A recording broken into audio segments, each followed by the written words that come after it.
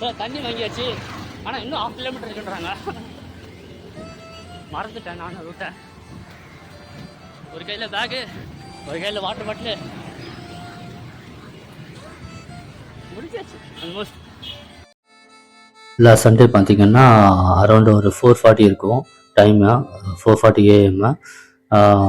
ஒரு எண்டூரன்ஸ் போகலான்னு சொல்லி ஒரு பிளான் பண்ணி காசிமேடு ஃபிஷ் மார்க்கெட் வரைக்கும் போகலாம் அப்படின்னு ஒரு பிளான் பண்ணோம். அரௌண்ட் 12 கிலோமீட்டர்ஸ் வரும் மயிலாப்பூர் எல்ஏபேஜஸ்லேருந்து. வார்ம் அப்லாம் முடிச்சுட்டு அப்படியே லைட்டாக ரன் ஸ்டார்ட் பண்ணோம். வார்ம் அப் பண்ணாமல் கண்டிப்பாக எந்த ரன்னும் ஸ்டார்ட் பண்ணவே கூடாது. வார்ம் அப் எதுக்காக பண்ணுறோன்னா எல்லா மசில்ஸ்க்கும் ஒரு இண்டிகேஷன் தரும் ஏதோ பண்ண போகிறோம் அப்படின்னு சொல்கிறதுக்காக. அதே மாதிரி ரன்னை முடிச்சோடனே வார்ம் டவுன் கண்டிப்பாக பண்ணணும். இது ரெண்டுமே மஸ்ட்டு. டக்குன்னு எடுத்தோடனே ரன் பண்ணக்கூடாது. ரன் பண்ணி முடிச்சோடனே கண்டிப்பாக வார்ம் டவுன் பண்ணணும். ரன்னை வந்து ஸ்டார்ட் பண்ணிட்டோம். பீச் ரோடில் வழியாக தான் போகிறோம். பீச் ரோடு வழியாக ஸ்ட்ரெயிட்டாக போய் நேப்பியர் பிரிட்ஜு, அதுக்கப்புறம் வந்து ராயபுரம் பிரிட்ஜ் ஏறி இறங்கினோன்னா ஸ்ட்ரெயிட்டாக போனால் காசிமேடு. இதுதான் ரூட்டு. ஏற்கனவே இந்த ரூட்டில் நான் ஓடி இருக்கேன். திருப்பியும் ஒரு ட்ரை பண்ணலாம்னு சொல்லிட்டு பெஸ்ட் டைமில் முடிக்கலாமா அப்படின்னு சொல்லிட்டு தான் ட்ரை பண்ணோம். நல்லா கொஞ்சம் மழை தூறலாக இருந்தது, தூறல் தான் போட்டுருந்தது, நல்லா இருந்தது. அதனால தான் அந்த தலையில் நான் இப்போ எதுக்கு இது கட்டின்னு இருக்கேன்னா மழைக்காக தான் நான் இது கட்டினேன். நல்லா ரன் பண்ண முடிஞ்சுது. இந்த மாதிரி மழை கிளைமேட்டாக இருந்ததுன்னா ஸ்டெமினா நல்லா நிற்கும். அதனால தான் கொஞ்சம் எண்டூரன்ஸ் போகலான்னே ஒரு பிளான் பண்ணுது.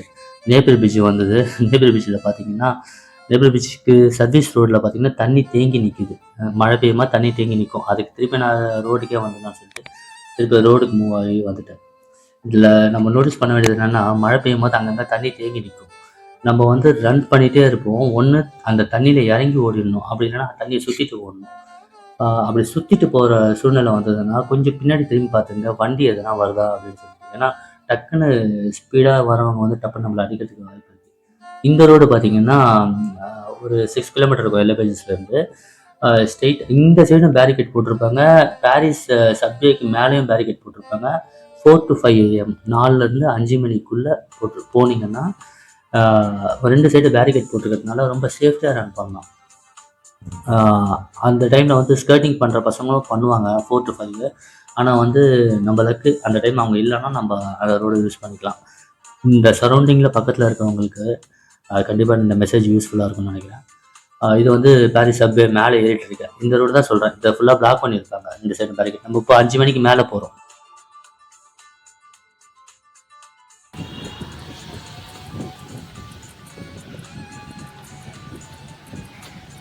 ராயபுரம் பிரிட்ஜ் ஏறிட்டோம். இந்த ரூட்டில் 1 மந்த் கழிச்சு வரோம். 1 மந்த் முன்னாடி எங்கே நின்றுமோ அதே இடத்துல தான் இன்றைக்கும் நின்று இருக்கேன்.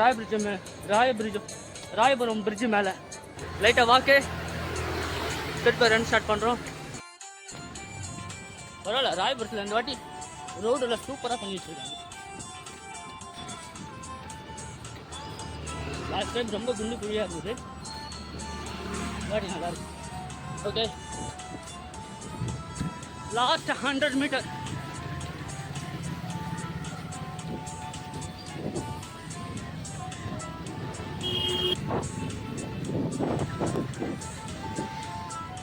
ஓகே, இங்கே ரைட் எடுத்தா காசிமேடு ஃபிஷ் மார்க்கெட்.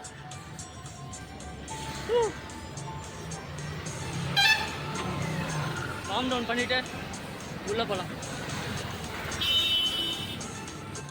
ஒரு வாட்டர் பாட்டில் வாங்கிக்கலாம். சார் தண்ணி வாங்கியாச்சு, ஆனால் இன்னும் 1/2 கிலோமீட்டர் இருக்குன்றாங்க. மறந்துட்டேன் நான் ரூட்டை. ஒரு கையில் பேகு, ஒரு கையில் வாட்டர் பாட்டிலு, முடிச்சாச்சு ஆல்மோஸ்ட்.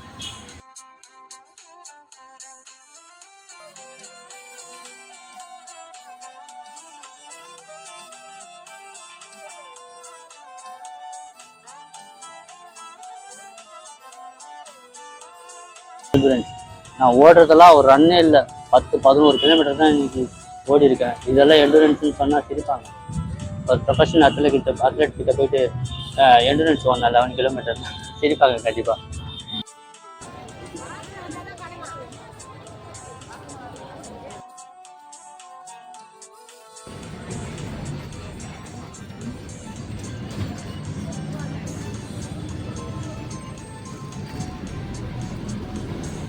கிளம்ப வேண்டியதுதான்.